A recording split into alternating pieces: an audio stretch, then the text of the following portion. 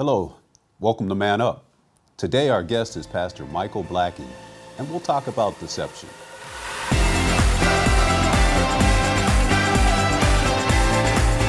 Man Up is a series that challenges men to become strong, unique, discipled followers of Jesus. Hosts Troy Ferguson, Brent Zimmerman, and Victor Thomas. Welcome to Man Up. The Kendrick brothers are known for making famous films such as Facing the Giants, Overcomer, War Room, Courageous, Fireproof. This week I had the opportunity to go and see a new movie called The Forge. It was about a young man, Isaiah Wright, a 19-year-old kid who has some growing up to do. He's a year out of high school with no plans for the future.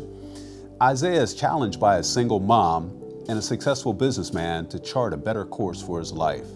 The theme of this that you may take out of it is one of growth, compassion, forgiveness, and redemption. The Forge, the name is derived from Old English 6,000 years ago, where the smiths used to go in and they'd construct swords and forge them under fire.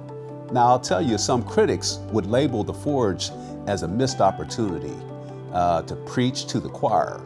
And they would say that you get out of it what you take into it, as being void of entertainment.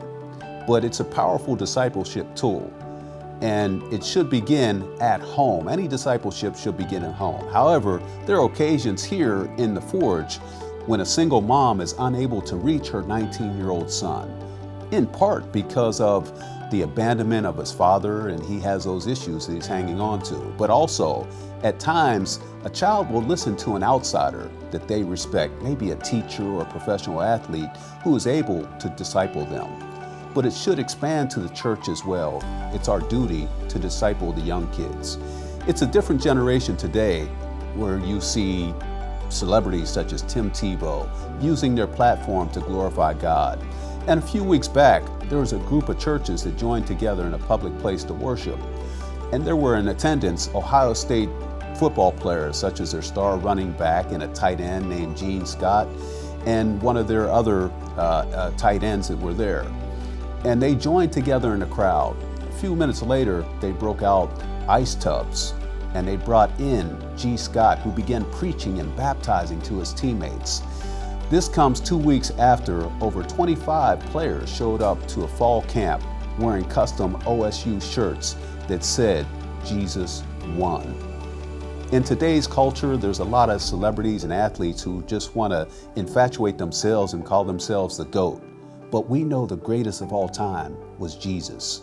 So these young athletes who are now giving credit to Jesus, they need to be commended.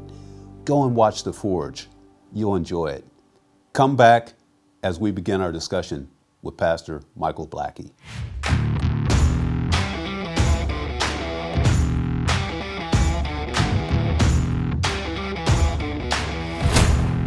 Impact Productions, a multi-layer technology company providing on-site, online, and in-studio video services.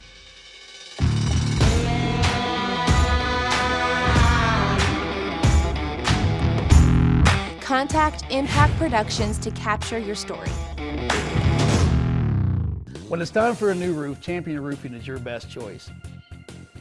We're a certified award-winning roofing contractor, meaning your roof is done right the first time. Call today. Champion Roofing, we're the solution. Welcome back to Man Up. And we have our guest with us today, Pastor Michael Blackie. Mike, welcome. Thank you for coming. Thanks for having us. A few questions we have for you. Could you tell us about this new prayer project that you have? Yeah, so part of what we do on our chaplain platoon that really handles the bulk of emergency services for the county. Part of what we do is we call community agency engagement. And so we're trying to get the community involved with each individual agency.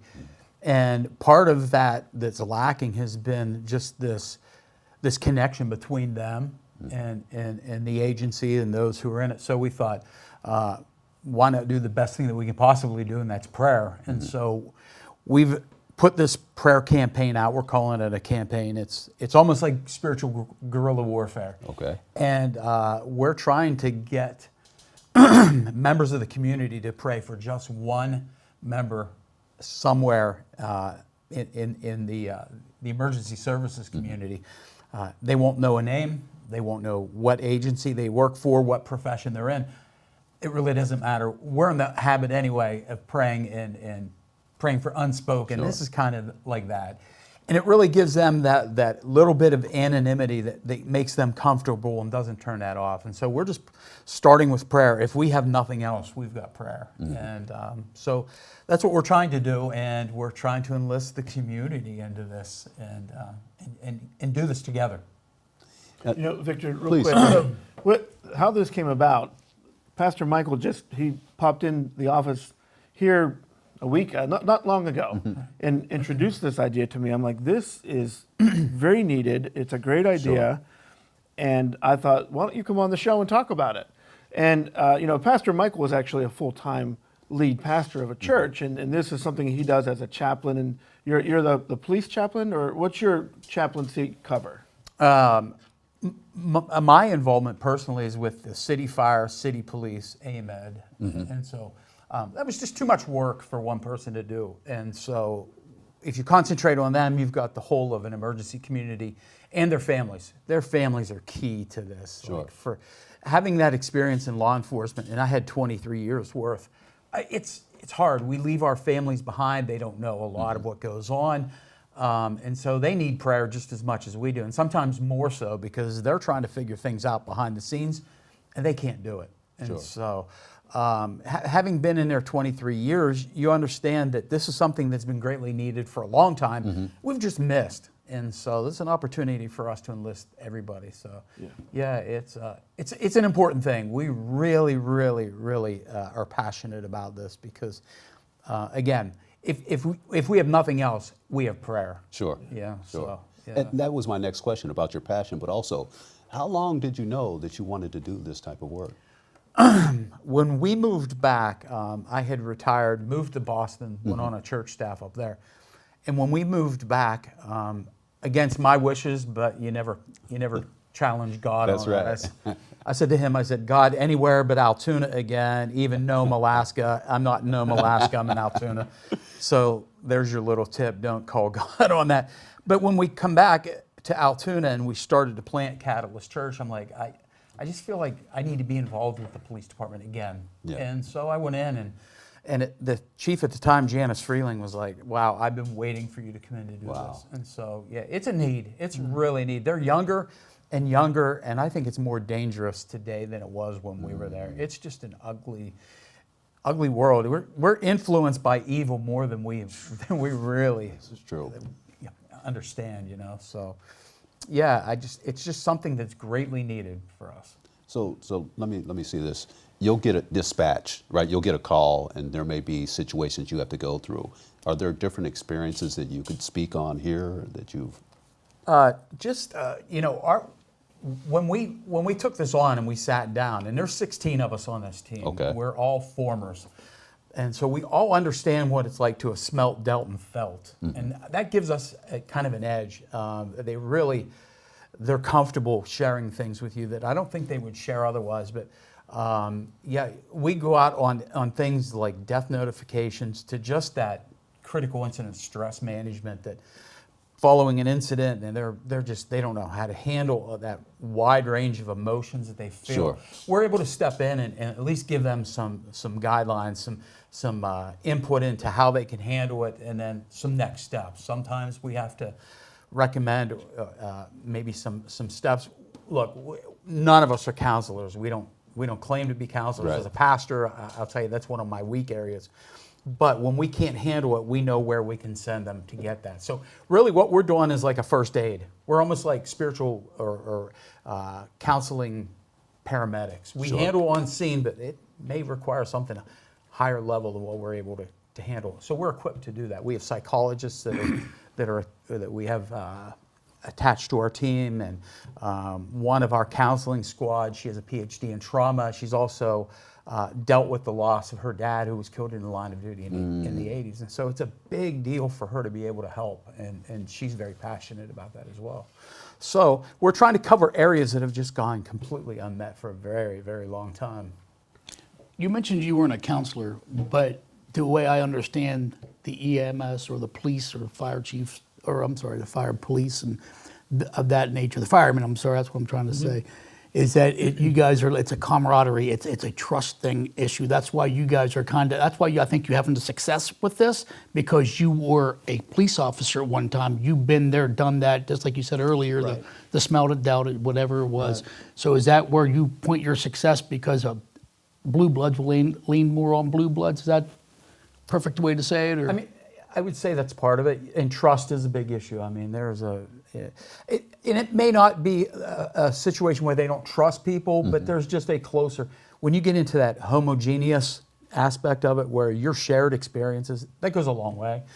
Empathy is Sure. really essential. Sympathy is a good thing. We need sympathy. We need people who sympathize with us and with each other, no matter what your field is. But that empathy thing, when you can actually put yourself in that situation and you say, well, I understand what you're feeling. We're saying, well, we know what you're feeling. We've been there. there. You know? Yeah. You know, this program, as part of what you do, just so I understand it, and maybe you can clarify, I get assigned, so to speak, a person that I'm praying for. I don't know who that is, but as an individual, I am praying for one person. I'm not the organization as a whole or a squad as a whole. Is that correct? Is that how this? Explain the specifics of this program. So yeah, that's really our intent. I talked to Tim McGarvey a couple weeks ago, and Tim and I go way back. Well, kind of. Yeah, we do. Okay. And Tim says we do pray for our emergency services every Wednesday, which is a great thing. We need to do that.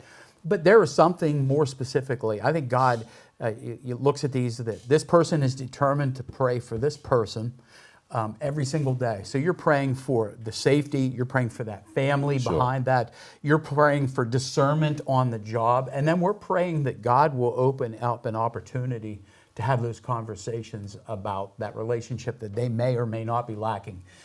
We don't know who may have a relationship with God through the person of Jesus Christ. We let that up to Him. Sure. That He opens those doors for that person. It doesn't necessarily have to be us, right? But we're praying, and so when we're focusing, it's almost like laser pointing prayer. Like we're directing that for one individual, knowing full well that we've been praying all along for our emergency services as a whole. So yeah, you're focusing your prayer specifically on that. And then it's an opportunity for you as we call it an enlistee. You can send a note of encouragement to them. There's an address to send those to them. We'll distribute those. Christmas would be a good time just to send them a Christmas card, let them know you're not alone. Sure. That we're praying for you and you're not alone in this. And so that's what we're hoping to get through this. We're just trying to get people connected to the most powerful thing that we know, and that's the power of prayer. Yeah, prayer is effective. And you just answered a question that I had. How can we assist with enlisting people into this program? So I talked to Pastor Troy and some others, and we're trying to get our churches on board. I think we're going to streamline this a little bit. We have packets that will give them all the information that they can need, who their warrior number is, we're calling that. We're going to find a way to streamline it, maybe at our churches, or if I can provide at some point an email address that you can contact us, and we'll get you hooked up with somebody.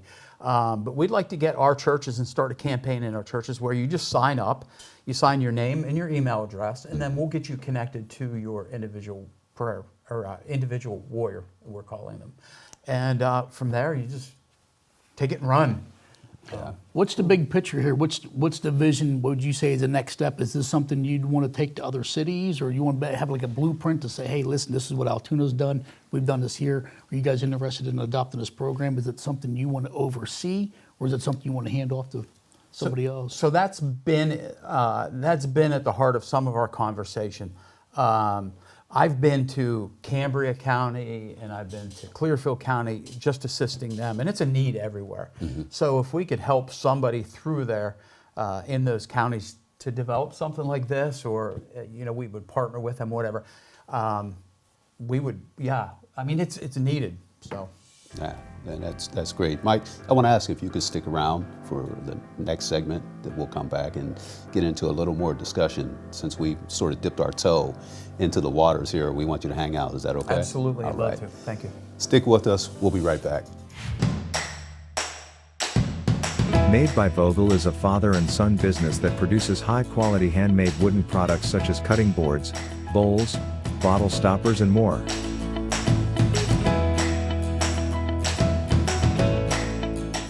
Products for sale can be found on their Etsy site or in downtown Altoona at the Clay Cup.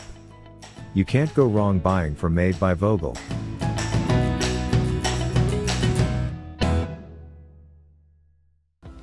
This segment is brought to you by Harry's Construction, whose motto is, "If you can dream it, we can create it."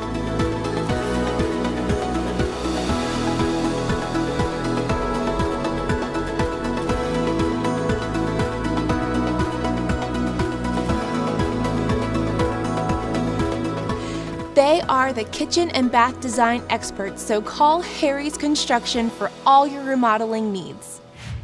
Next time on Man Up, we'll be visited by Pastor Tim McGarvey, and then we'll have a conversation on unity. I think two pastors called me to welcome me to the city. I asked them, where do the pastors meet, ministeriums? There was none. Now they got together and prayed once in a while, and they did some things like the March for Jesus, but there wasn't anything regular. And I thought that was odd in a city this big. All that and more on Man Up. Welcome back. In this culture, there's such a standard for image and reputation that it's a priority for people. And I like to say that self-deception is worse than deception. Let's look at ourselves first. In what areas do you feel that you may have struggled with deception? You want me to start? Since you're looking at me? Well, I'll tell you what. I've grown up in the church and been a Christian since I was a baby. I can't recall a time that I wasn't. With that being said, growing up in the church, there's an element of saying the right thing, doing the right thing, especially around the right people or certain people. And I think that deception is something that, right, wrong, or indifferent, that is a natural thing that happens to kids that grow up in church because they may not always understand why to do this or not do that. They just know that they shouldn't. So you start behaving in a way where you're saying things that you may not believe or doing things that aren't really who you are. It's not. No, listen, I had wonderful, godly parents. Godly parents, there's no question. But I will say that there was something in myself that it took me actually moving away from Altoona to realize I'm actually deceptive. Because I want people to think better about me and what I do than maybe what's true. So I think the concept of deception is something that is not just in business or people who are trying to climb a corporate ladder. They're not being honest. It's something that we deal with in the church just because of maybe the image we want to portray, just like you kind of indicated there. And you mentioned, and I wanted to go over here to Brent, because there's a key point, and you had mentioned earlier about the integrity that you need to have in your business. Do you feel that there's a point of deception that, you won't cross over, or can you speak to that? Do you know? Sure, absolutely. You always got to put your money where your mouth is. You have to, what you say basically on social media, you better back it up in real life. I mean, I know there's times where you look at someone's profile on social media and you think, I know this person. This is not how they act, or this is not the way they look. They're using filters or something of that nature. But remember the Bible, I believe it was Philip when Jesus came along and said, hey, in this man there's no deceit. That's right. Imagine that. Imagine Jesus pointing to you and saying, in this man there's no deceit. Because I think we live in a culture and a society where it is easy to cross that line and accidentally, so to speak, be deceitful in just our actions or our social media posts. Like many times I use this quote, hires remorse. When I hire somebody, I go through an interview process, and if I like them, I invite them back the second time, because the second time usually tells a little bit more about them. And then you hire them, and then 2 weeks later you're thinking, where's the guy I interviewed? You know what I mean? Like, so I kind of call it like buyer's remorse. But yeah, so it is easy. I think people want the perception of themselves to be more than what it is. Right. So as Christians, I think we need to walk that fine line and to be involved with churches and brothers and sisters in Christ who will understand your walk, not necessarily to call you out, but hey, okay, listen, you are acting a certain way, and to be able to step back into this way or hang out with somebody who's not hard to call you out, so to speak, or that'll be a true friend to you and tell you, hey, listen, and this isn't where you're lining up with. This doesn't line up with the Word of God. Like, you know who you are, and who you are on social media should be the same. Sure. It's kind of like the perception of perfection, right? That the church is the place for that. I've got to look the part, right? I often call it the sin of comparison. I want to compare myself to this guy. Like, Right. I mess up, but man, I don't mess up with Brent. Right? I mean, and that's what we do. It's we deceive ourselves into thinking that we're better than them, and we compare, and that comparison always leads to sin. So yeah, the church is the place for that. I think we've all had that church experience, and I think a lot of people who come into churches are like, you guys are a bunch of hypocrites, and they don't want to come back, and they say, well, I had a bad church experience. Well, honestly, I'll see your bad church experience and raise you 5, you know? So, yeah, I think it's a perfect place for it, unfortunately, or we feel it is. And you know, I might add to that, when you look at imagination, even as teens, we're growing up, and we probably had these imaginations of who we wanted to be. Now you get to a certain level, and you want to maintain that image or reputation. And how far is it that you'll go before stretching the truth becomes a lie, so to speak? And in Christianity, you want to make sure that you don't cross that line. But how often do we find ourselves maybe stretching the truth just a little bit? Some will say exaggeration, or they call it a little white lie, and it's not a big lie. But you find that. And where have you seen people you're connected to be deceptive? The default to that would be what Pastor Jim says, and I'm sorry I reference him all the time, but I've learned a lot from him. Let another man tell your story. You don't have to be the one out there in the front telling your story. Hey, I did this today, I did that today, in the sense, hey, look at me, I helped this person, this little old lady across the street save the kitten out of the tree. Let somebody else tell your story. You know, let that rest upon them. I think when you're able to step back from it, and I'm speaking from experience myself as well, because it's, you know, you do want people to know that you do good for others, and you do bring value to your community and to your church and stuff, but also too, the Word of God does tell us, hey, zip your mouth sometimes when it comes to those things, you know. So as far as people connected to you being deceptive, have you ever seen that? You know, I think, Victor, one of the things that's interesting in the church, because we're talking about men in the church and men stepping up. So one of the things that men typically aren't vulnerable.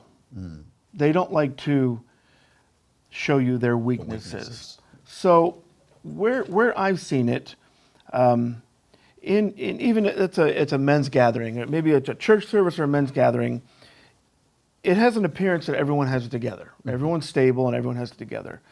The deception side of that is typically everybody's dealing with something. And one of the things that, you know, we've talked a couple times now on here about discipleship and mentoring. And I think Brent referenced this. There are times that you need someone in your life to call you out on your deception. And there's men that, as men that we're trying to help younger men, there's a time that we can look at and say, okay, you know what, you're not telling the full story here. And you don't do it publicly to embarrass them. You do it one-on-one, say, hey, look, I heard what you said. I saw what you posted. Let's talk about what's really going on here. So I do think outside the church, you know, you can see it in business, you can see it in politics, you can see it in all these things. But inside the church, we still deal with the element of deception, and I think that we need to have discernment on calling out people. And typically you need to call out people you have a relationship with. Like if I have no relationship with you and I see you and I think, oh, Victor, you don't know, you're lying. I can't do that because I have no relationship with you. It's when you have a relationship with people that you can see things. But I think that deception, just like I said, I mean, I grew up in the church. I grew up in a mentality of deception.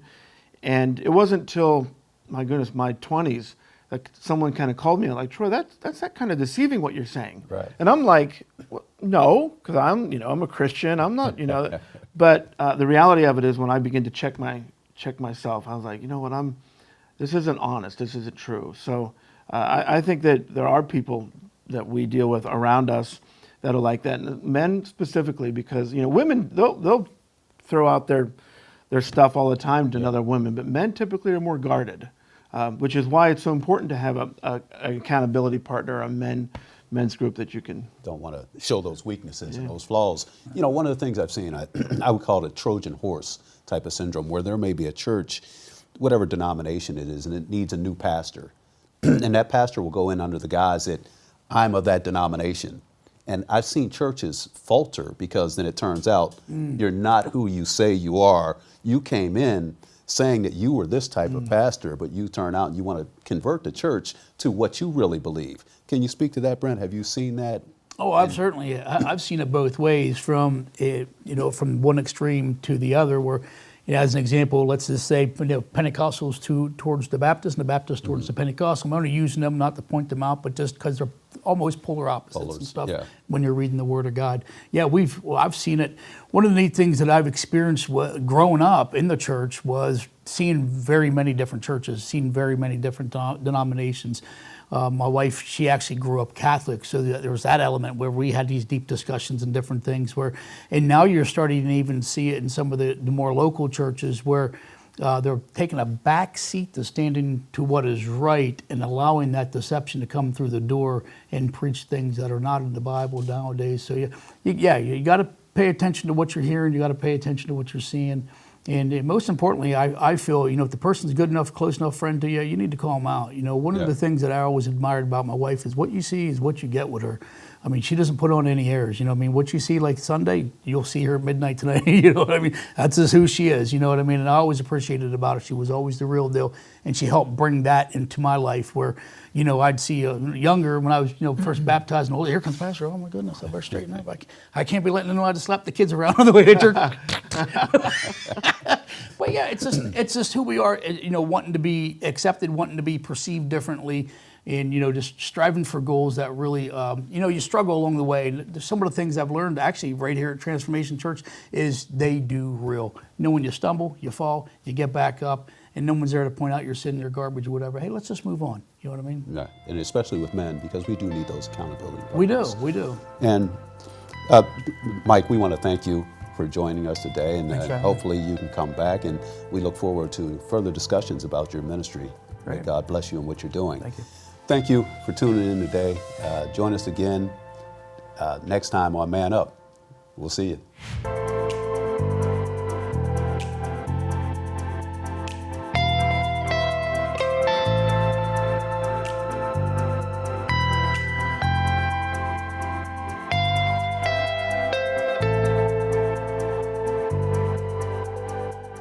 When it's time for a new roof, Champion Roofing is your best choice.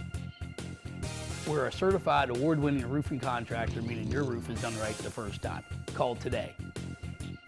Champion Roofing, we're the solution.